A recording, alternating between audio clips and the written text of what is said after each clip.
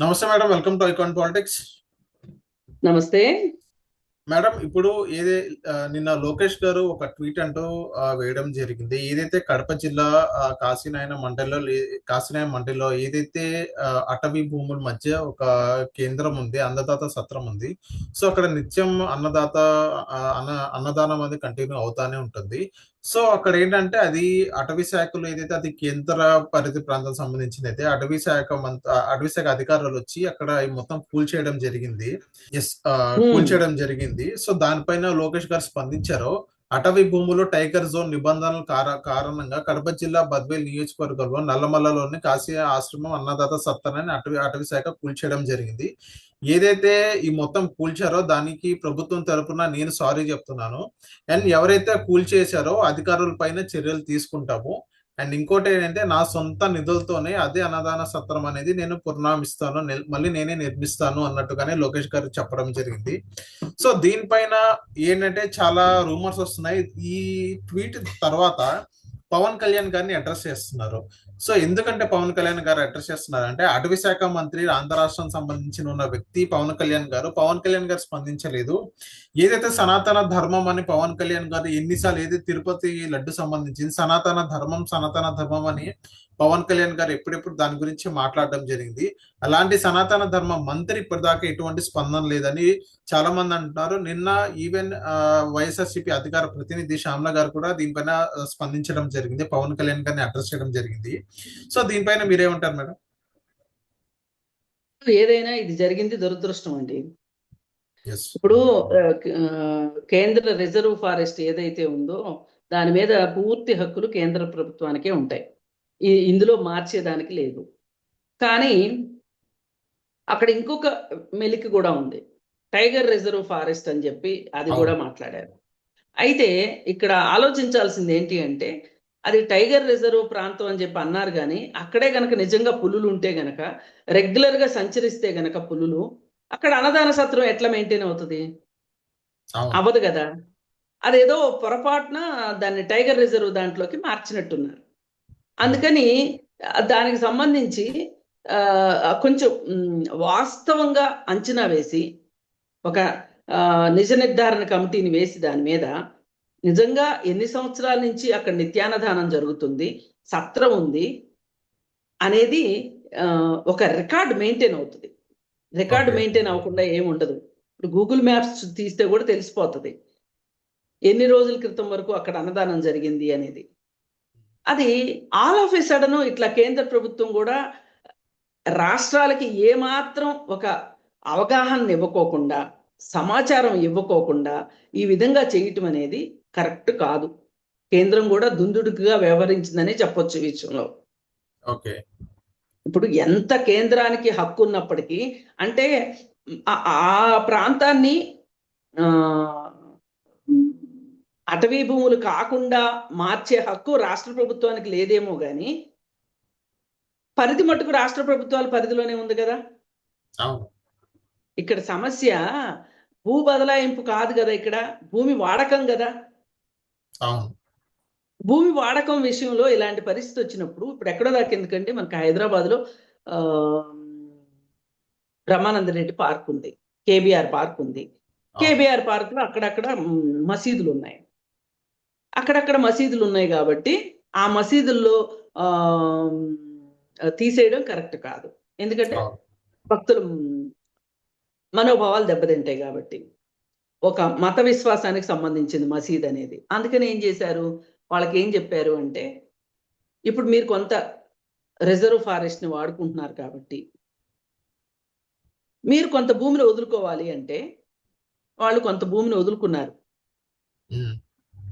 KBR park అంటే ఆ వంశస్థులు ఎవరైతే ఉన్నారో, మసీదులు ఉన్న వాళ్ళు ఎవరైతే ఉన్నారో అవన్నీ కలిపితే కేబిఆర్ పార్క్ మొత్తంలో 267 ఎకరాలు ఏమో అది. దానిలో దాదాపు ఒక 5 ఎకరాలు ప్రైవేట్ వారి అధీనంలో ఉంది. అంటే కొంతమంది వంశస్థుల చేతిలో ఉంది. అందుకని ఏం చేశారు వాళ్ళు, 5 ఎకరాల భూమిని జూబ్లీహిల్స్ చెక్ పోస్ట్ దగ్గర ఎడం పక్క ఒక కన్స్ట్రక్షన్స్ జరుగుతూ ఉంటాయి. ఆ ల్యాండ్ పార్కే, ఒకప్పుడు కేబిఆర్ పార్క్ది ఆ ల్యాండ్. ఓకే.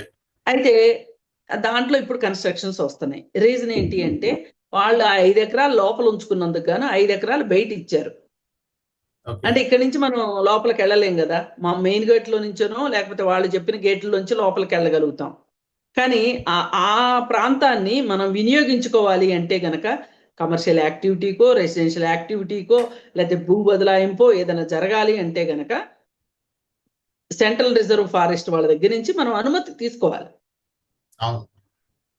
అందుకని అలాంటి ఏర్పాటు చేశారు. ఇప్పుడు ఈ గుడి విషయంలో కూడా ఆ గుడిని యథాతథంగా ఉంచి, అలాగే ఆ అన్నదాన సత్రాన్ని కూడా యథాతథంగా ఉంచి, ఒకవేళ ఏమైనా సరే సెంట్రల్ రిజర్వ్ ఫారెస్ట్ తగ్గిపోతుంది కాబట్టి మాకు ఎక్కడైనా వేరే చోట ల్యాండ్ ఇవ్వండి, అటవీ భూమి కాని దాన్ని కూడా ఆనుకుని ఏమన్నా ఉందనుకోండి, అటవీ భూమికి సంబంధించి ఆనుకున్న ఇక్కడ ఎంత ల్యాండ్ అయితే ఈ గుడి కోసం వాడుకుంటున్నారో అంత ల్యాండ్ అక్కడ ఇచ్చేయండి అని చెప్పి అడగడం కరెక్ట్, కానీ కూల్ చేయడం మట్టు కరెక్ట్ కాదు. ఓకే. సరే, ఈ విషయంలో అంటే టెక్నికాలిటీస్ ఇలా ఉంటాయి. మనం ఏదైనా టెక్నికాలిటీ ప్రకారం వెళ్ళాల్సిందే. ఇక్కడ మనోభావాలు దెబ్బతినుకోకుండా, టెక్నికాలిటీస్కి ఇబ్బంది రాకోకుండా, ఇలా విషయం బయటకు వచ్చినప్పుడు ప్రతిపక్షాలకు ప్రజలు అవాకులు చవాకులు పేలకుండా ఉండాలి అంటే ఒక క్రమ పద్ధతిలో ఒక ప్రొసీజర్ ప్రకారం వెళ్ళాలి. అవును. అక్కడ కొంచెం అది తప్పింది అనేది మనకు అర్థమైపోయింది క్లారిటీగా. ఇప్పుడు ఓకే. చేయాల్సింది ఏంటి అంటే సింపుల్గా లోకేష్ గారు వచ్చేసారు. హ్మ్. ఆయన దృష్టికి వచ్చి లేదు లేదు పొరపాటు జరిగింది, సెంట్రల్ రిజర్వ్ ఫారెస్ట్ అలాగే టైగర్ రిజర్వ్ ఫారెస్ట్ కాబట్టి వాళ్ళు అలా చేశారు, ఎక్కడో పొరపాటు జరిగింది, నేను బాధ్యత తీసుకుంటున్నాను వాళ్ళ దగ్గర నుంచి. ముందైతే నేను భక్తులకి ఎవరైనా మనోభావాలు దెబ్బతింటే గనక వాళ్ళ వాళ్ళకి నేను సారీ చెప్తున్నాను. అలాగే మళ్ళీ నిత్యాన్నదానం కొనసాగేటట్లుగా నేను ఆ సత్రాన్ని నేను నిర్మిస్తాను, నా సొంత ఖర్చుతో నిర్మిస్తాను అని చెప్పి ఆయన సొంత పూచీకత్తుతోటి మాట్లాడడం మనం చూసాం ముందుకొచ్చి. అవును. ఎందుకంటే అవును. సమస్యని ఎక్కువ ముదరనివ్వకూడదు. ఏదైనా ఒక స్టేట్మెంట్ ద్వారా ఒక సమస్య పరిష్కారం అవుతుంది అంటే, ఒక మాట ఇచ్చాము అని అంటే గనక, అంటే ఒక మోరల్ సపోర్ట్ అన్నమాట ఇది. ఒక భరోసా ఓకే. ఇచ్చాము అంటే రెండో వాళ్ళలో కూడా ఒక నెగటివ్ థాట్ రాదు భక్తుల్లో కూడా. అవును. ఎప్పుడు అవును. కూడా మనం చూసుకోవాల్సింది ఏంటి అంటే, ఏది ఏమైనప్పటికీ భక్తుల మనోభావాలు ఇంపార్టెంటే, ప్రజల శ్రేయస్సు ఇంపార్టెంటే, అలాగే టెక్నికాలిటీస్ కూడా మనకి ఇంపార్టెంటే. మేడం, మరి ఇక్కడ పవన్ కళ్యాణ్ గారిని అడ్రస్ చేయడం ఎంతవరకు కరెక్ట్ అంటారు? సనాతన ధర్మం గురించి మాట్లాడే వ్యక్తి, అటవీ శాఖ మంత్రి, ఉప ముఖ్యమంత్రి దీనిపైన స్పందించకపోవడం ఇది చాలా దురదృష్టవంతం అని యాంకర్ శ్యామలా గారు కూడా అనడం జరిగింది. దీనిపైన పవన్ కళ్యాణ్ గారు అడ్రస్ చేయడం ఎంతవరకు కరెక్ట్ అంటారు? అంటే ఆయన అడ్రస్ చేయకపోవటం పొరపాటే. ఏ మాటకి ఆ మాట. కాకపోతే ఆయన దృష్టికి వెళ్ళి ఉండదు. ఓకే. అంటే ఎందుకంటే ఇంత ఆయన లోకేష్ గారు ట్వీట్ సనాతన చేసినా ధర్మం గానీ అంటున్నారు కాబట్టి అన్నిటినీ భుజానేసుకోవాలని నేను అనను, కానీ ఆయన ఓకే. అటవీ శాఖ మంత్రి కాబట్టి ఇప్పుడు క్లియరెన్స్, ఆ లెటర్లు రాయటాలు సెంట్రల్ గవర్నమెంట్ కి, ఆ పనంతా ఆయన చేయాల్సిందే ఖచ్చితంగా.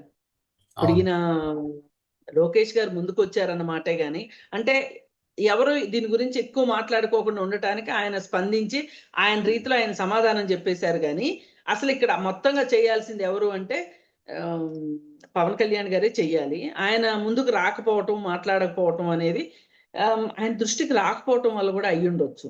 అయితే ఇప్పుడు శ్యామల్ గారు వచ్చేసేసి ఛాన్స్ దొరికింది ఇంతే చాలు పవన్ కళ్యాణ్ మీద వెళ్ళడానికి అని. ఇప్పుడు వాళ్ళ బాధ అంతా ఏంటంటే అసలు ఈ పవన్ కళ్యాణ్ వల్లే జగనన్న అధికారంలోకి రాలేదు అని చెప్పి వైసీపీ పార్టీ మొత్తం నెపమంతా పవన్ కళ్యాణ్ గారి మీదే వేస్తున్నారు. అవును. అది అది ఎంత వాస్తవం అయినప్పటికీ ఇంక మీరు ఎన్ని సంవత్సరాలు ఏడుస్తారు చెప్పండి? అవును. ఎన్ని సంవత్సరాలు ఏడుస్తారు? అందుకని మీరు రండి, ఆ దుఃఖంలోంచి బయటపడండి, ప్రజలకు కావాల్సింది ఏదో చెయ్యండి. కానీ మీరు ఛాన్స్ దొరికినప్పుడల్లా పవన్ కళ్యాణ్ మీదకి ఇలా ఒంటికాల మీద వెళ్ళి ఇష్టారీతిని మాట్లాడడం మట్టు కరెక్ట్ కాదు. ఇంకొకటి ఓకే. ఏంటి అంటే, మీ జగనన్న హయాంలో చాలా గుడులు పడయించిన ఆ, దాఖలాలు ఉన్నాయి. అవును.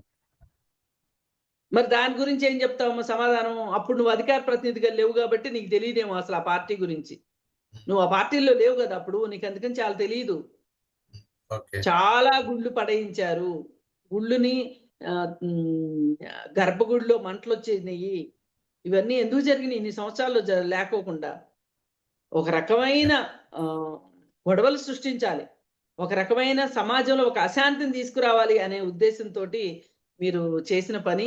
అలాగే అధికారం ఉంది కదా అని చెప్పి అంబేద్కర్ బొమ్మలు, గాంధీ బొమ్మలు ఇవన్నీ పడయించటాలు, ఇలా దేవుడి గుళ్ళు మీదకి వెళ్ళి చేయటాలు, ఆ చేసిన వాళ్ళని ఏమి అనకపోవటాలు, ఇవన్నీ కూడా మీ జగనన్న హయాంలో చాలా పెచ్చు మీరు జరిగాయి. ఫస్ట్ ఏదన్నా మాట్లాడాలి, ఒక క్లారిఫికేషన్ తీసుకోవాలి అంటే గనక మొదటగా మీ జగనన్న క్లారిఫికేషన్ తీసుకుని అప్పుడు మాట్లాడదాం. ఓకే, థ్యాంక్ యూ మ్యామ్, మా ఐకాన్ థ్యాంక్ ప్రాజెక్ట్స్ యూ. వచ్చినందుకు. Thank you. Thank you ma'am.